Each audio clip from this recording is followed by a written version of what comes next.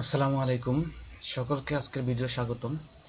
আপনাদের সামনে আবারও যে বিষয় নিয়ে হাজির হলাম সেটি হলো শিক্ষার্থীদের যে উপবৃত্তি ভাতা এবং কি বয়স্ক ভাতা, বিধবা ভাতা, যে সামাজিক নিরাপত্তায় যে উপজেলা সমাজসেবা যে কার্যালয় আছে সেখান থেকে সরকারিভাবে যে ভাতা দেওয়া হবে, শিক্ষার্থীদেরও দেওয়া হবে এবং কি বয়স্ক, বিধবা বিভিন্ন ক্যাটাগরির মাধ্যমে এখানে ভাতা প্রদান করবে সেটারই উপলক্ষে একটি সার্কুলার ওপেন হয়েছে। সেই সার্কুলারটি নিয়ে আলোচনা করবে এবং কিভাবে আবেদন শুরু করবেন, কিভাবে আবেদন করতে হবে, তার প্রসেসিং কি কি ডকুমেন্ট লাগবে, আর আবেদনের পরবর্তী কাজ কি, আপনার সে সকল বিষয় নিয়ে আজকে আলোচনা করব। যাই হোক, এখানে যে একটা নোটিশ হয়েছে বা বিজ্ঞপ্তি প্রকাশ করছে সেটা হচ্ছে সামাজিক নিরাপত্তা কার্যক্রম হাতে 26-27 অর্থবর্ষের জন্য বিভিন্ন ক্যাটাগরির মাধ্যমে এখানে আবেদন করতে বলছে। আবেদনের এখানে প্রসেসিং বা কি করতে হবে সেটা বলছে এবং লাস্ট ডেট কবে 1/8/2026 থেকে শুরু আবেদনের প্রক্রিয়া। আবেদনের লাস্ট ডেট হচ্ছে, এখানে বিভিন্ন জেলার বিভিন্ন রকম, এটা একটা জেলার সেজন্য আর কি এটা ডেট এতদিন দিয়েছে। বিভিন্ন জেলারটা উপজেলার যে সমাজসেবা কার্যালয় আছে সেখানে যোগাযোগ করে আপনারা পাবেন। যাই হোক, 31/8 এখানে দেওয়া হচ্ছে। এখানে কোন সাইটে গেলে আপনি আবেদন করতে পারবেন সেই সাইটটা হচ্ছে dss.bata.gov.bd। এখানে ক্লিক করলে আপনাকে আবেদন করার সেই মেনুতে নিয়ে যাবে। আমি সেটা যাচ্ছি, আপনাদেরকে কি লাগবে সেই বিষয় নিয়ে একটু কথা বলে যাচ্ছি।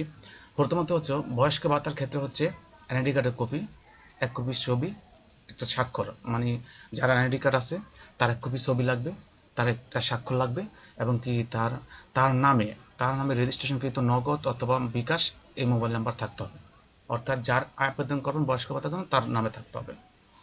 দ্বিতীয়ত হচ্ছে, এখানে দেখেন সুবর্ণ নাগরিক প্রতিবন্ধীর ক্ষেত্রে যে সুবর্ণ নাগরিক কার্ড আছে তাদের সেই কার্ড থাকতে হবে এখানে। তারপরে তৃতীয়ত হচ্ছে আমাদের নিজ পরিচয়পত্র বা যাদের মোবাইল নাম্বার, যে আমি যেটা প্রথম বলছি যে যার আবেদন করবেন তার এনআইডি কার্ডের মাধ্যমে আপনার কি বলে মোবাইল বা বিকাশ, নগদ, রকেট এবং যে গেটওয়ে ওগুলো ওপেন থাকতে হবে।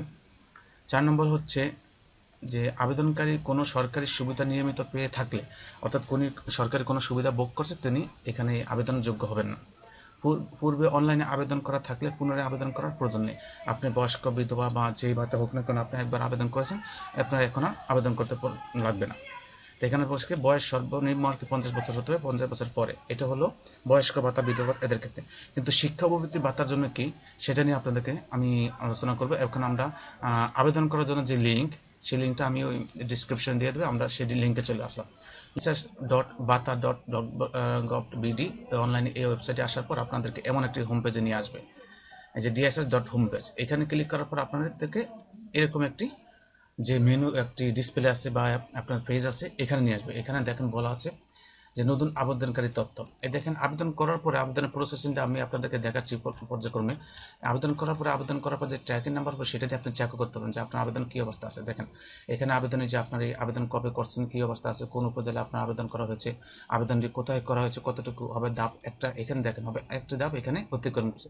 বাকি এখন এই ধাপগুলো পর্যায়ক্রমে সমাপ্তি হলে তারপরে সবে চূড়ান্তভাবে সে পরবর্তীতে এখানে যখন আসবে তখন গিয়ে আপনি এটা পাওয়ার প্রার্থী হবেন বা যোগ্যতা হবেন।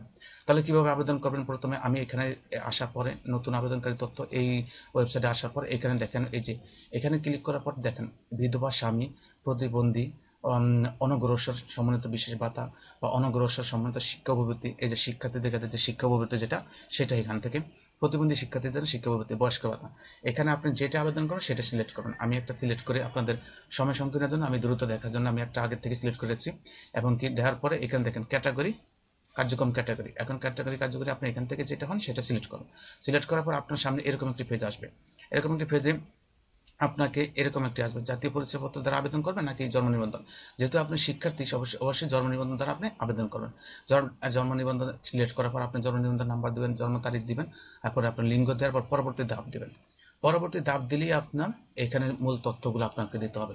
দেখেন আপনার একটা ছবি দেওয়া হবে, ছবিটা অবশ্যই 200 কেবির ভিতর হবে, একটা সিগনেচার দিতে হবে। আপনি এগুলো অবশ্যই আগের থেকে গুছিয়ে নিতে হবে। পিতার নাম, মাতার নাম, আপনার সকল তথ্য এখান থেকে পূরণ করতে হবে। আপনি এখানে আসেন তথ্য হচ্ছে যোগাযোগের তথ্য। আপনার যোগাযোগের তথ্যটা দেখেন কি লিখছে, এখানে আপনার স্থায়ী ঠিকানা দিবেন। এখান থেকে আপনি সিলেক্ট করলে অটোমেটিক সিলেক্ট করলে আপনার চলে আসবে। ঠিক আছে, এখান থেকে বর্তমান ঠিকানা দিবেন। বর্তমান ঠিকানা পর আপনার এখন হলো আপনার প্রতিষ্ঠানের ঠিকানা। প্রতিষ্ঠানের ঠিকানাটাই হলো মেইন। এখানে দেখেন আপনার কোন প্রতিষ্ঠানে পড়তে চান সেই প্রতিষ্ঠানের নাম দিবেন, শিক্ষা প্রতিষ্ঠানের ঠিকানা দিবেন, রোল বা আইডি নাম্বার যে আপনার প্রতিষ্ঠান থাকে সেটি দিবেন, কোন বিভাগে ক্লাস আপনার বা কোন বিভাগে পড়তেছেন সেটি, ক্যালাস এভরিথিং আপনার এখন যাবতীয় তথ্য এখানে এসে আপনি ব্যাংকের তথ্য যখন দিবেন তখন কি আপনি ব্যাংকের তথ্য দিবেন না কি মোবাইলের তথ্য দিবেন? যখন মোবাইলের তথ্য দিবেন তখন মোবাইলে এখানে ক্লিক করে নেবেন, তখন আপনি এখানে এসএমএস বা অ্যাকাউন্টের মালিকার নাম তথ্য সকল কিছু দেবেন। এখানে যদি উপবৃত্তি, এখানে অবশ্যই আপনি মনে করেন আপনার অভিভাবক নামে, নিজ নামে, পরিবারের সদস্য, নিকট আত্মীয় অত্যন্ত সিলেক্ট করে, যেমন আপনার পিতার নাম থাকলে আপনি এখানে পরিবার সদস্য লিখতে পারেন বা নিকট আত্মীয় লিখতে পারেন। লিখে আপনাকে এখানে লিখতে হবে যে কোন বিকাশ নগদ রকেট, আপনার মোবাইল নাম্বার দিতে হবে, হিসাব নাম্বার দিতে হবে। এখন প্রশ্ন হচ্ছে যে হিসাব নাম কি? এখানে মোবাইল নাম্বার দেবেন, হিসাব নাম কি?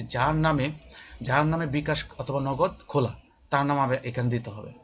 এটা আমি আরেকবার বলছি, যার নামে বিকাশ নগদ খোলা তার নামটাই এখানে দিতে হবে। আপনি আবেদন করছেন স্টুডেন্ট, আপনার নামে দিলে কিন্তু হবে না, কারণ আপনার নামে যদি বিকাশ নগদ খোলা থাকে তাহলে আপনার নাম দেবেন। যদি আপনার নামে বিকাশ নগদ খোলা না থাকে তাহলে আপনি নিকটাত্মীয় যেহেতু দিচ্ছেন, তাহলে নিকটাত্মীয় যার নামে পিতা মাতা ভাই বোন যারে হোক তার নামটা এখানে দেবেন। পরবর্তীতে নমিনি তথ্য এখানে এটা দিয়ে দেবেন, আপনার মনটা একজন এখানে ক্যাপচা দিয়ে তারপর জাতীয় পরিচয়পত্র এখানে যাচাই করতে হবে। যাচাই করার পর এখান থেকে আবার তার ছবি দিবেন, মানে যে নমিনির ছবি দিবেন, সিগনেচার দিবেন। দেওয়ার পর সর্বশেষ সকল কিছু তথ্য পূরণ করার পর আসে সাবমিট দিবেন। সাবমিট করার পর আপনি একটা ট্র্যাক বা আইডি নাম্বার পড়বে, সেই আইডি নাম্বার দিয়ে আপনি যাচাই করতে পারবেন বা দেখতে পারবেন আসলে আপনি কোথায় আছেন। এখানে আসার পরে এরকম এই লিঙ্কে এই লিঙ্কে আপনাকে দিয়ে দিব।